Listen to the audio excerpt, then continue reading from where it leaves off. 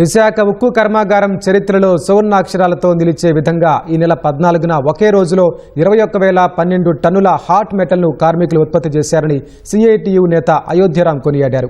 ఒకే రోజు అత్యధిక hot metal ఉత్పత్తి చేయడం ఉద్యోగుల ఐకమత్యం, శ్రమ, సంకల్ప బలానికి అద్దంగా నిలిచిన చారిత్రక ఘట్టంగా కార్మికులు అభివర్ణించారన్నారు.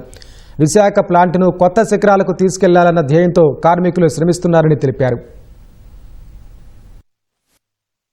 బ్లాస్ట్ ఫర్నెస్ డిపార్ట్మెంట్ లో 24 గంటల్లోనే 21,225 టన్నుల హాట్ మెటల్ ఉత్పత్తి చేసి రికార్డు సృష్టించినటువంటి ఉద్యోగులందరికీ కూడా జేజేలు పలుకుతా ఉన్నాం. ఇప్పుడు రా మెటీరియల్ అన్నది అందుబాటులో తీసుకొచ్చారు. రా మెటీరియల్ ఉంటే ఉద్యోగులు ఏ విధంగా పనిచేయగలరన్నది చూపించాం.